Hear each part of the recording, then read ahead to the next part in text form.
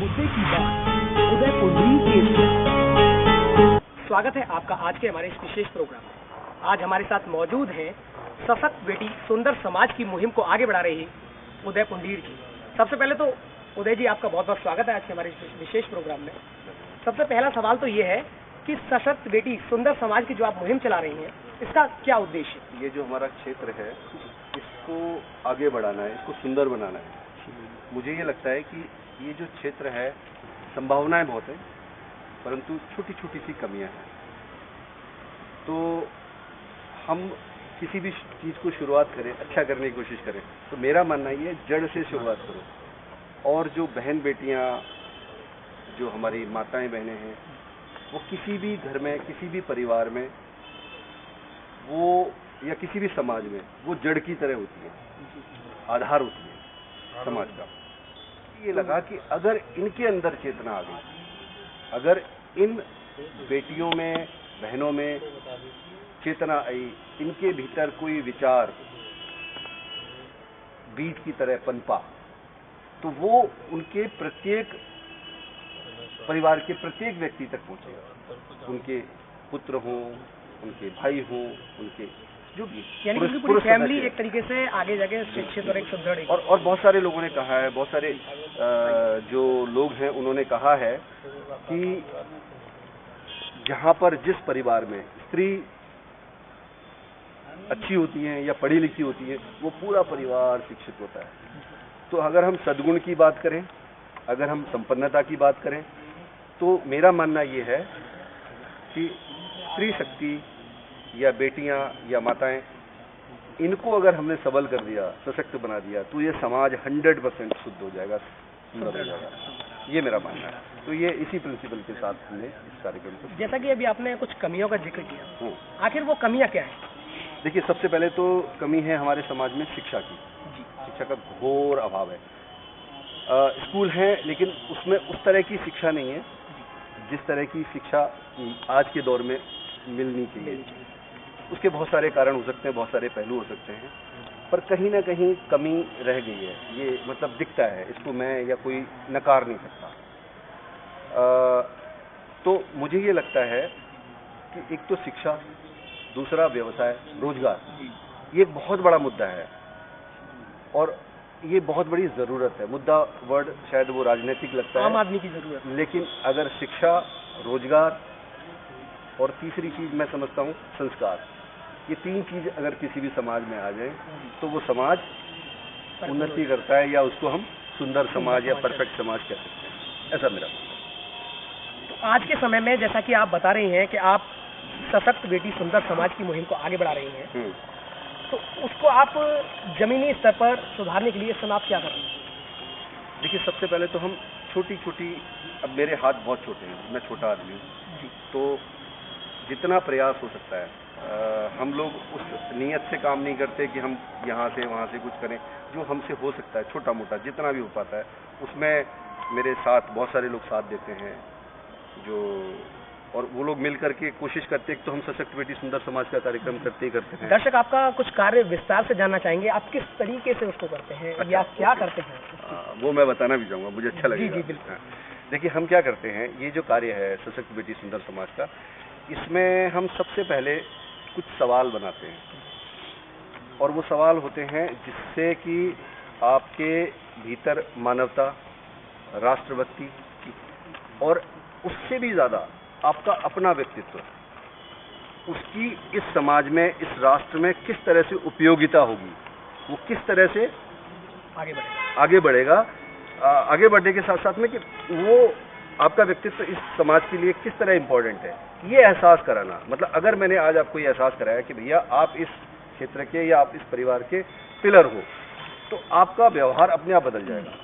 तो हम क्या करते हैं, कुछ सवाल ऐसे क्रिएट करते हैं, उन सवालों को पूरे समाज में डाल देते हैं। फेसबुक के द्वारा हम पंपलेट बंटवा करके वो पूरे सारे क्षेत्र में, मतलब इसमें हम कोई, वो सवाल ये है कि आपके आदर्श कौन है, जो भी आदर्श आपका है उसका व्यक्तित्व अगर आपके भीतर आ गया, उसके जो गुण है आपके भीतर आ गए, तो आपके परिवार पर, आपके समाज पर, आपकी गली पर, आपके मोहल्ले पर, आपके देश पर क्या प्रभाव पड़े। सवाल यहाँ पर नहीं रुकता, उसके आगे और चलता है। अगर अब आप उस व्यक्ति के जो जो आदर्श है और अपने व्यक्तित्व के दोनों गुणों को आप समानांतर जोड़िए और महसूस करिए कि ये व्यक्ति आप हो, तो उनके बीच में जो जो भेद हैं, मतलब कमियां हैं, लाइक मेरे में कुछ कमी है, मेरे आदर्श में वो अच्छाई है, तो मैं उसको उस तरह से जोड़ूं, समझूं और उसको अपने भीतर मनन करूं, चिंतन करूं, तो क्या होगा कि मुझे अपनी कमियां महसूस होंगी, समाज में उससे क्या होगा, एक अलग तरह का। तो ये हमारा कोशिश रहता है।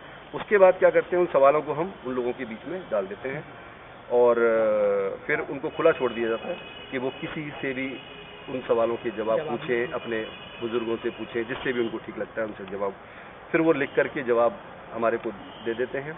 उसका मूल्यांकन कराते हैं। मूल्यांकन कराने के बाद में उन्हीं सवालों से हम क्वेश्चन बनाते हैं और उनको फिर एक प्लेटफॉर्म पे, जहाँ पर काफ़ी लोग होते हैं, 100, 200, 500, जैसे जैसे कार्यक्रम का विस्तार होता जा रहा है, वो लोगों के सामने और जितने भी प्रतियोगी होते हैं उनके सामने उनका एक साक्षात्कार होता है। हम क्या करते हैं, लोगों के बीच से ही कुछ लोगों को चुनते हैं, विनर घोषित करते हैं। उससे भी ज़रूरी बात ये होती है कि जो ये विचार है, अगर एक किसी ने जवाब दिया, उस विचार को वहीं के क्षेत्र की बेटी, साधारण से परिवार की बेटी कोई भी, और वो बातें उनके परिवार में जब सुनी जाती हैं और एक बच्चे को कॉन्फिडेंस मिलता है, तो माइक पे बात करता है और स्टेज पे बात करता है, उसकी बात सुनी जाती है, तो इस तरीके से एक उनके अंदर आत्मविश्वास और एक आत्मविश्वास जागृत होता है। और उससे भी बड़ी बात ये होती है कि उनके परिवार में उस बच्चे के लिए एक सम्मान का भाव आता है, उनके परिवार में, समाज में सम्मान का भाव आता है। हमारे जो जहन में रहता है ना कि ये बेटियां हैं, बच्ची हैं, घर में बैठी हैं, इनको क्या पता है, वो चीज, वो बर्फ पिघल जाती है, वहां से टूट जाती है, मैं कहता हूँ। और मैंने देखा है अभी हमारे कार्यक्रम में, जो बच्चियां पहले खड़े होके बात नहीं कर सकती थी, वो बेवाक बोलती हैं। तो ये जरूरी है, ये बहुत जरूरी है कि हमारे समाज में भय ना हो, आप अपने मन की जो बात है, समाज के हित की बात है, उसको आराम से बोल पाए, सबके सामने बोल पाए। तो ये हमारा प्रयास। आपसे मैं एक चीज़ और पूछना चाहूँगा, जैसे कि आप बता रहे हैं कि सशक्त बेटी सुंदर समाज की मुहिम जो आप आगे बढ़ा रहे हैं, उसके तहत अब तक आपने कितने लोगों की सहायता की? देखिए, ऐसे नंबर तो मैं नहीं बता सकता, मुझे ऐसे याद नहीं है, लेकिन हाँ, हर बार हम ये कार्य पिछले लगभग 10 साल से कर रहे हैं। 10 सालों से कर रहे हैं। और इसमें हर बार, पहले बार जब शुरुआत की थी तो 60-70 बच्चे आए थे, उसके बाद में 100-200 करते करते अब की बार मेरे ख्याल से 250-300 बच्चे आए थे। तो बात इसमें क्या है, ये केवल जो प्रतियोगी हैं उनका मुद्दा नहीं है। मानिए मेरी बहन है या आपकी बहन है, अगर वो बहन उस कार्यक्रम में हिस्सा लेती है, तो वो जो सवालों के जवाब हैं वो आपके परिवार के सब सदस्यों से बात करती है। दूसरा, वो अपने रिश्तेदारों को बताती है कि ये सवाल है, वो अपने टीचर से बात करती है, टीचर किसी और से बात करते हैं। तो ये क्या है, एक व्यापक रूप से हम एक बीज डालने की कोशिश करते हैं चेतना का, अपने राष्ट्र और अपने देश के प्रति अपनी जिम्मेदारी का, जो कोई एक के बीच ना रहकर कई लोगों के बीच हो जाए। तो इस तरीके से क्या होता है कि जो लोग प्रतियोगी हैं केवल उनको फायदा होता है या उनके जहन में आता है, ऐसा नहीं है। मैंने देखा है जो माँ बाप हैं वो तो पार्टिसिपेट नहीं करते, वो तो नहीं गए, लेकिन जो माँ बाप हैं, गार्जियंस हैं, उनकी सोच में बड़ा फर्क आया है। लोग मुझे बोलते हैं, मैं बहुत सारे लोगों को जानता हूँ, मिला हूँ, और जो कहते हैं कि साहब हमारी बेटी पहले बहुत अंदर घर में बंद रहती थी, अब तो हमारे को दवाई दिलवा के लाती है, सिकंदराबाद जाती है, अलीगढ़ तक लेके जाती है। तो ये बड़ा खुशी का विषय है हमारी। अब आप सोचिए, ये देश की तरक्की के लिए मैं समझता हूँ दरवाजा खोलने वाली बात है, क्योंकि अगर किसी भी देश की, राष्ट्र की, समाज की आधी आबादी को आप दरवाजे में बंद करके रखोगे, उसको बोलने भी नहीं दोगे, ये ऊर्जा है, ये आप हो, मैं हूँ, या हमारे सब जो भी लोग हैं, उनका सबका कर्तव्य अपने देश के लिए, राष्ट्र के लिए काम करें। तो ये बहन बेटियों को, बच्चियों को क्यों नहीं मौका मिलना चाहिए? आज दुनिया कहाँ पहुँच गई है, हमारे देश की बेटियाँ जहाज उड़ा रही हैं, आप सोचिए वहाँ अंतरिक्ष में जा रही हैं, सेना में भी इस समय अब बेटियों का, हमारी भारतीय बेटियों का योगदान। बिल्कुल। देखिए, देश का जहाँ पर नाम रोशन करने की बात है, मैं आपसे बात कर रहा हूँ, मेरे रुए खड़े हो रहे हैं ये बात करते हुए। मैं जो भी बात बोल रहा हूँ, मुझे दिल से हमेशा ये लगता है कि हमें अब ये पुरानी बातें छोड़ देनी चाहिए। सबको, बेटियों को उतना मौका देना चाहिए, पूरी उनको एक बार समझो, उनको रिस्पॉन्सिबिलिटी दो। अगर वो ना पूरा करें तब बात है ना। मैं ये कह के ये नहीं कह रहा हूँ बेटों में कमी है, बेटों को भी दो, बेटियों को भी दो, दोनों को पूरा मौका मिलना चाहिए।